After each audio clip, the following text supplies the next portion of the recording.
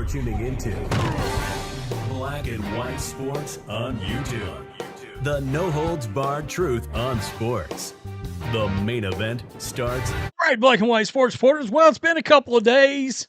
Let's talk about the Cleveland Browns quarterback situation, and we're going to begin with the Vikings quarterback situation because the Vikings have done what the Browns could not do, which is name a starting quarterback. This is, I am fascinated to see how this turns out. I really am. And we are officially on J.J. McCarthy trade watch. All right, now we're going to see if J.J. McCarthy gets traded out of town. Adam Schefter just broke the news, and now it's everywhere. Just a few minutes ago, ESPN sources, the Vikings have named Kyler Murray their starting quarterback. This is going to be interesting when you consider how things ended with the Cardinals. I mean, we have to remember, everybody just assumes this is going to work, and it didn't go real well there. I mean, the Cardinals gave up on what they thought was their franchise quarterback. They said, fuck it, we're done. Yeah, this team's going to be mid forever. We're going to see. A lot of people bring it up. Is 9 on the trading block?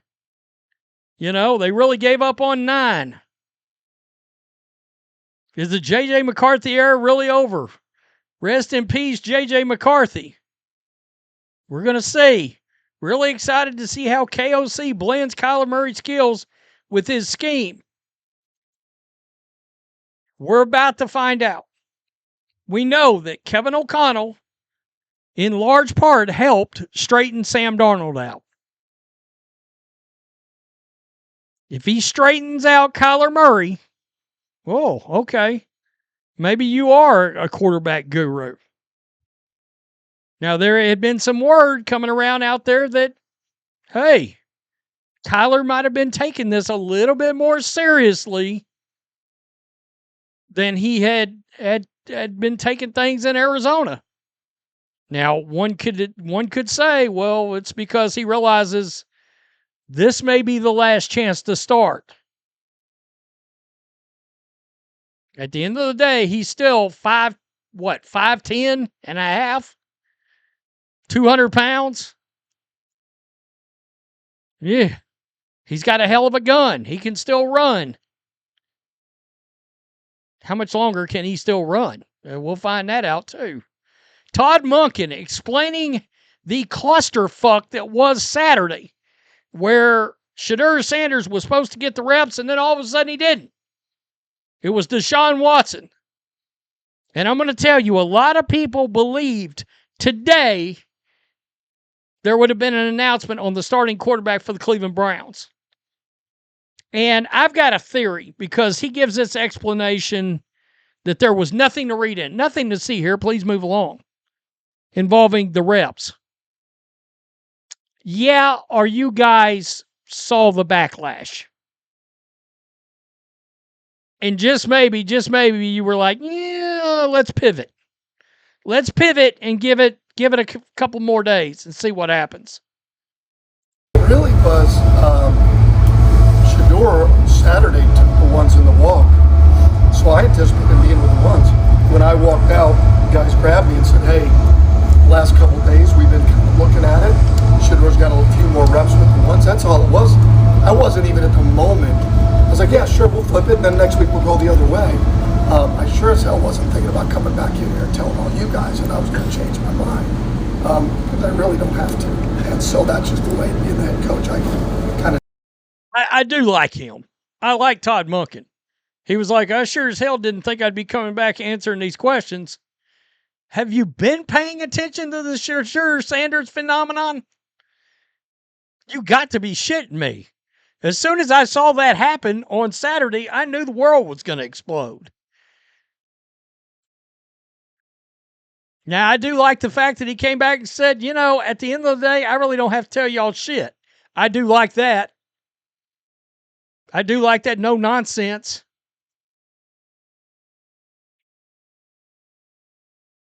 This is an interesting exchange with a media member. Did you say Deshaun is better than Shedeur, or did you say Deshaun has gotten better? I wasn't sure I understood you. When Mary Kay asked if they're even Steven, and then you mentioned that Deshaun's is better. Hold on. What was that? So that's what I'm asking. Were you saying, I said Deshaun's better. Were you saying that he's gotten better since camp, or that he's better than Shedeur? I want to make sure. I don't think I threw in there that he's better than Shedeur. I'm not sure I went that far, but I appreciate you trying to trap me in that shit. No, I'm not. I'm trying to make sure. I appreciate you trying to trap me in that shit. I like him. I like Todd Monken. It's a look, I've got nothing against his age. He may end up coaching for 10 years. He could, in theory, end up coaching for 10 years. He's, 61 already? Damn shame he's not 50. From the standpoint of, this is a guy that might have been a head coach for a while if he'd have gotten an earlier start. But I like his attitude at least. Cleveland Browns tracker through 11 practices. Let's just see. Sanders is still 20 reps behind Watson. 12 touchdowns, 4 picks. Watson, 18 touchdowns, 8 picks. Gabriel, 5-5. Taylor Green, 21 reps. Period. Yesterday, Sanders, 23 reps. I'm talking about attempts. 3 touchdowns. Watson, 22 reps. 2 touchdowns. Gabriel, 5 of 8. This is wild. Listen to this, folks. This was yesterday. Browns practice. Ashley Babcock. Into Browns practice. 1 minute end of half situation. Sanders up first. The drive ends with 2 false starts on the line. Watson next after 2 completions, a sack, illegal formation, and a false start. Monken ended the practice and looked like he threw something. I heard earlier today on Cleveland radio, Monken was livid and said, fuck it, ended the practice.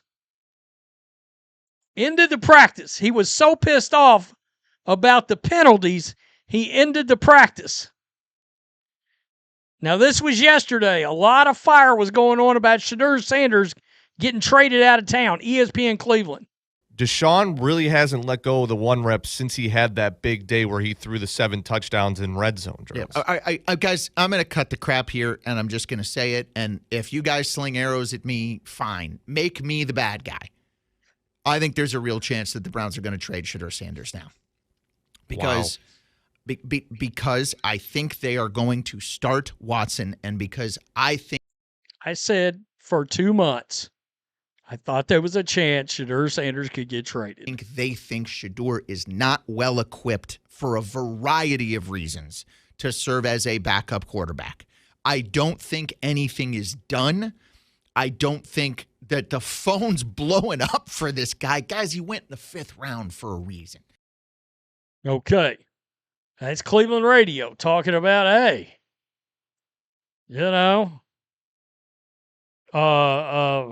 he might get traded, yada, yada, yada. Okay. Tony Grossi this morning, also on ESPN Cleveland, talking about the situation and Todd Monken's explanation of the quarterback reps. Welcome to the Cleveland Browns, Todd Monken. I mean, this is what happens to coaches here, right? They can't explain themselves with a situation that, Stefanski put up with for 6 years, and now Monken's putting up with this quarterback nightmare that just will not end. Right. And he made no sense yesterday, so I just brush it off. They wanted to see Watson practice because he's getting better. Watson has had, I said it yesterday, 3 or 4 good practices in a row. Mm-hmm. And that's the reason they wanted to see him Saturday. Now we go back yesterday, and here we go, back and forth, back and forth. They're on a treadmill to nowhere. That's Grossi, and I agree with him. His explanation of, we thought Sanders Watson had less reps than Sanders, and we wanted – no, you wanted to see Watson. You wanted to see Watson, so you had Watson go again. I mean, if you believe otherwise, I don't know what to tell you. They wanted to see Watson again. And I still think behind the scenes, Jimmy Haslam is doing some elbow in the side, nudging, whatever. I think he wants this thing to go to Deshaun Watson. Because in Jimmy Haslam's mind, Watson winning 7 games this year, 7 and 10, but maybe, okay, throwing 25 touchdowns, 12 interceptions, 3,500 yards. Oh, look, he had a pretty good year.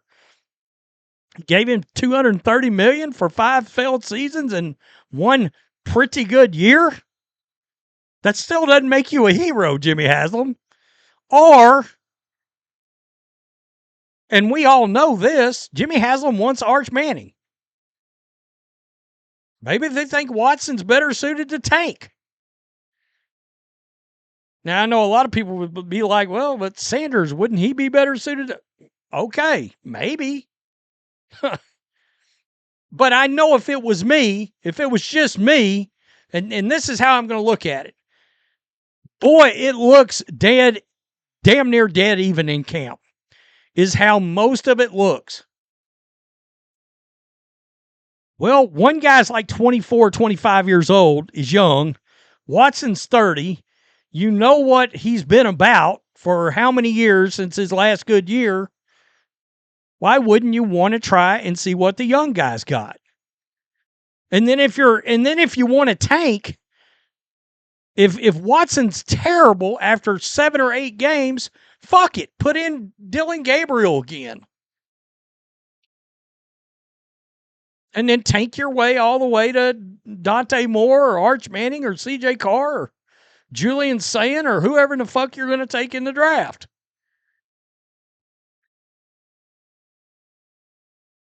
You know, I like Todd Monken a lot, but I don't buy his explanation.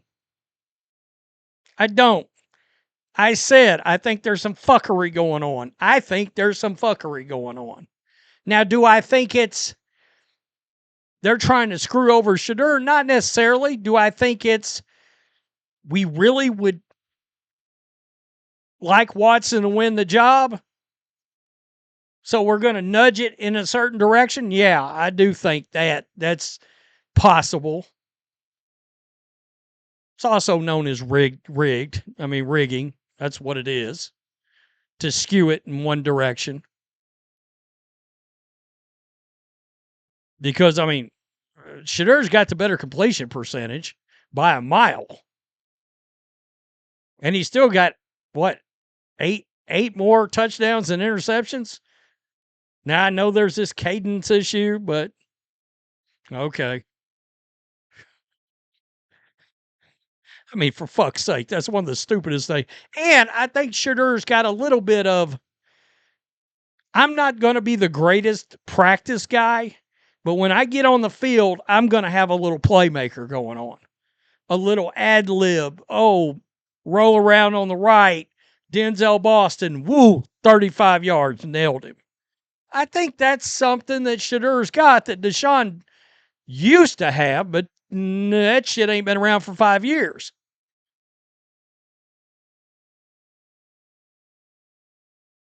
I think the Browns will have a starting quarterback by the end of the week. Tell me what you think. Peace. I'm out. Till next time. Thanks for watching the show. Be sure to like, comment, and subscribe. Be sure to tune in next time on Black and White Sports.